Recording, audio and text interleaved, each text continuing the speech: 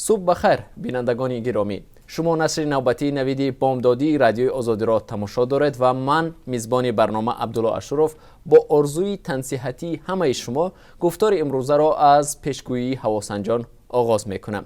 پیش بینی می شود که امروز در بخش بزرگی تاجیکستان آسمان صاف و بی‌غبار بوده، هوا تا 13 درجه گرم شود و حالا اکنون رو می‌آوریم به اخبار تاجیکستان و جهان.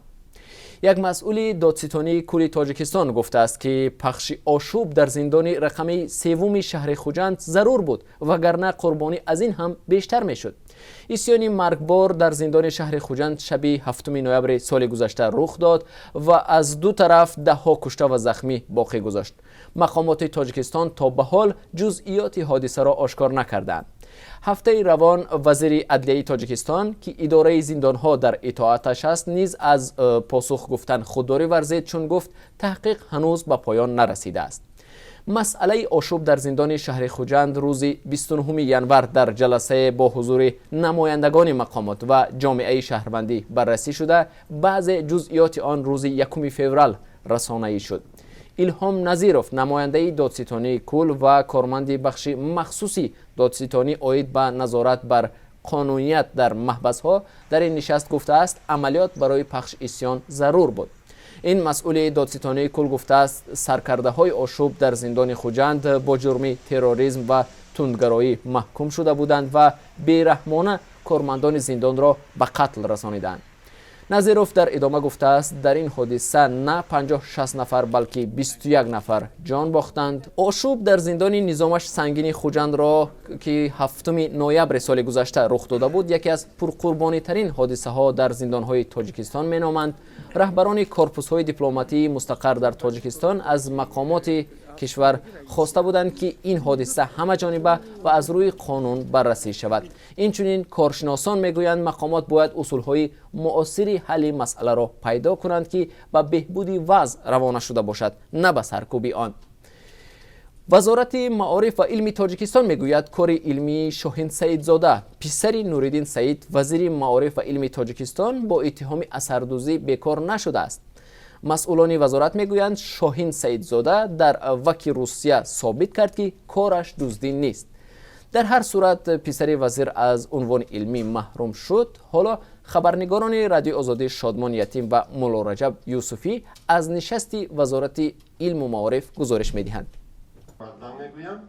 مسئولان وزارت معارف و علم تاجیکستان میگویند کار علمی شاهین سعیدزاده پسر نوریدین سعید وزیر معارف و علم تاجیکستان با اتهام اثردزدی بیکار نشده است. مسئولان وزارت روز 1 فوریه در نشست خبری گفتند شاهین سعیدزاده در وکی روسیه ثابت کرد که کارش دزدی نیست. از جانب شورای دیسرتاسیونی یک قرار مشخص نسبت آن که فاشکاری های دیسرنیت به واقعیت نزدیک است تا به آخر قبول کردن نشد و از جانب کمیسی اکسپرتی کمیسی عالی اتستاسیونی روسیه نیست که آخر ماه دکامبر سال 2018 به جلسه خود شاهین سعیدوف دعوت شده بود و قرار آمدند که کار را بار دیگر به دیگر کمیسی اکسپرتی پیشنهاد میکنند. شاهین سعیدزاده سال 2011 در دانشگاه لینگویستی مسکو رساله علمیش را حمایت کرده بود. مسئولان دیسرنت گفتند متن کار علمی شاهین سعیدزاده با نام جوابگری جنایی برای قاچاق طبق قانونگذاری جمهوری تاجیکستان از متن محققان روس روی بردار شده، فقط کلمه روسیه با تاجیکستان عوض کرده شده است. مسئولان وزارت معارف گفتند دلیل ماننده در کار علمی پسر نوریدین سعید با دیگر کارهای علمی شباهت متن سندهای حقوقی است. بعضا در ماده های که کودکس جنایتی فدراسیون روسیه و جمهوری تاجیکستان مانندی ها هست، از همین مانندی ها استفاده کرده است و آن چیزی که گرفته است از خود کودکس جنایتی جمهوری تاجیکستان است، نه از کودکس جنایتی کشور دیگر از دیسرتاسی دیگر. شاهین سعیدزاده سال گذشته در روسیه به اثردزدی متهم شده بود. پایگاه دیسرنت گفته بود او از عنوان نامزد علم‌های حقوق شناسی محروم شد. اخیراً مسئولان کمیسیه عالی اتستاسیونی تاجیکستان گفتند او رساله نامزدیش را از سر نو و این دفعه در کمیسیه عالی اتستاسیونی یا وکی تاجیکستان در ماه اپریل سال جاری دفاع خواهد کرد. شادمان یتیم، مولا رجب یوسفی، آزادی دوشنبه. بینندگان عزیز، نوید بامدادی روز یکشنبه 3 فوریه را با بررسی رویدادهای بین‌المللی ادامه می‌دهیم. ولادیمیر پوتین رئیس جمهوری روسیه اعلان کرد که کشورش را از پیمان موشکی با آمریکا بیرون می‌کند. اظهارات ولادیمیر پوتین در این باره پس از یک روز اعلان مقام‌های آمریکایی صدا داد.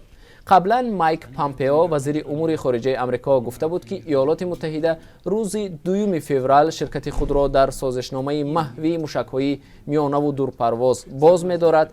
پامپئو گفت که مسئولیت این تصمیم بر دوش روسیه است، چون که به قول او این کشور شرط‌های سازشنامه را نقض کرده است. ماریا زخارова سخنگوی وزارت در یک اعلامیه گفت واشنگتن استراتژی فارغ شدن از مسئولیت‌های حقوقی بین‌المللی را پیشه کرده است. ناتو روز جمعه از تصمیم آمریکا حمایت کرد. ینس استولتنبرگ دبیر کل ناتو در صحبت با BBC گفت تمام متحدان از تصمیم آمریکا حمایت میکنند، زیرا روسیه از چند سال باز به این طرف موشک‌های میانبرد خود را به اروپا آورده است که این نقض آشکارای این پیمان است. پیمان منع موشک‌های میانه پرواز در سال 1987 بین پرزیدنت رونالد ریگان و میخائیل گورباچوف رئیس جمهوری امریکا و کاتب اولی حزب کمونیستی اتحاد شوروی امضا شده بود، اما دوام این سالها امریکا بارها از شیوه عملکرد روسیه در این پیمان انتقاد کرده است. روسیه نیز در این رابطه امریکا را به بادی انتقاد کشیده است. روز یکشنبه یک زمین لرزه تاجیکستان، افغانستان و پاکستان را تکان داد. وبسایت سیستم گلوبالی آگاهکنی از آفت‌های طبیعی روز 2 فوریه نوشت که شدت زمین لرزه در افغانستان و تاجیکستان به بیش از 5 درجه جدول ریختر برابر بود. نوبتدار کمیته حالت‌های فوق‌العاده تاجیکستان گفت مرکز زلزله در 276 کیلومتری جنوبی دوشنبه در قلمرو افغانستان بوده است. در مرکز زلزله شدت آن 4 درجه و در شهر دوشنبه 2-3 درجه احساس میشد. تاجیکستان در یکی از منطقه‌های زلزله خیز قاره آسیا جایگیر است. همه ساله در کشور صدها زمین لرزه ثبت شده، در نتیجه آن بعضی منزل‌های ساکنان ویران می شود.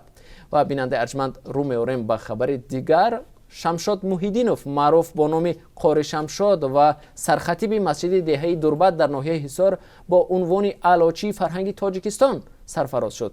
این عنوان را روز 2 فوریه هنگام تجلیل از 70 سالگی پدرش آوازخوان معروف تاج‌الدین موحیدینوف به او سپردند. تاج‌الدین موحیدینوف سال 1995 در 46 سالگی درگذشت. نوار پند و نصیحت و موعظه های این روحانی تاجیک هواداران زیاد دارد، ولی بهار سال گذشته نوار کوتاه قاری شمشاد که پارچه از سرود مادرمی آوازخوان معروف ظفر ناظم را زمزمه کرده بود در شبکه‌های اجتماعی بیننده زیاد پیدا کرد و بحثی همیشگی موسیقی در اسلام جایز است و یا نه را دیگر باره داغ نمود. گزارشی مفصلی رادیو آزادی درباره تجلیل 70مین زادروز شادروان تاج‌الدین موحیدینوف و صحبت با قاری شمشاد را در سامانه www.azadi.org تماشا کنید.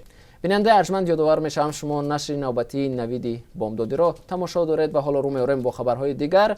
دادگاه نظامی شهر دوشنبه یک افسر واحد ضد تروریستی الفای کمیته امنیت ملی را برای پخش کردن یک نورس در راه به 1 سال زندان محکوم کرده است. در این دادگاه روز 3 ژانویه به رادیو آزادی گفتند مظفر تقای‌زاده دیسپچر کلان شعبه نقلیاتی الفا روز 16 اپریل سال گذشته هنگام حرکت با ماشین بارکش دانگ فنگ در دوشنبه قاعده های حرکت در راه را رعایت نکرده و میرزا بابور حیدروف یک نورسی ساکن دوشنبه را در یکی از کوچه های نزدیک به فرودگاه زیر کرده است.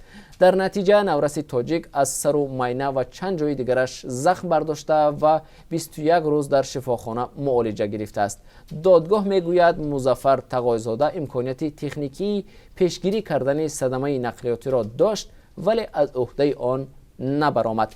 دادگاه افسر واحدی ضد تروریستی را با گناه رعایت نکردن قاعده های رانندگی یا استفاده ماشین های جنگی مخصوص یا دیگر نقلیاتی که از بی احتیاطی باعث به سلامتی جبرانیده رسانیدن ضرر وزنین و یا میانه گشته باشد به مهلت 1 سال از آزادی محروم کرده است.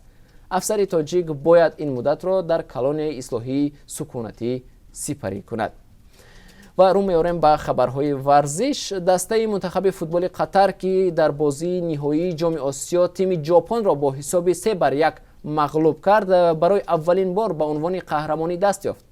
بازی نهایی جام آسیا 2019 میان تیم‌های ملی ژاپن و قطر شب جمعه 1 فوریه در شهر ابوظبی در ورزشگاه زایاد اسپورت سیتی استادیوم دایر گشت. منتخب ژاپن قهرمان 4 کرته آسیا محسوب میشد، ولی منتخب قطر برای اولین بار به فینال جام آسیا راه پیدا کرد. بینندگان محترم، خبر و نوارهای ویدیویی که شما به رادیو آزادی میفرستید و یا سوالهایی که شما از ما پاسخ آن را منتظرید بخش مهمی کار ما است. تلفن ما دائما در انتظار خبر و نوارهای شما می باشد. رقم آن چنین است: +420 724 05 66 81. حالا می خواهم خدمت شما نوار را پیشکش کنم که روز شنبه فخرالدین، یک کاربر آزادی، حتی می توان گفت خبرنگار مردمی، به ما فرستاده است و حالا آن را با هم می بینیم. سلام علیکم خلق مهاجر و هموطنان. 46 گرادوس در بیرون آب شما دادی.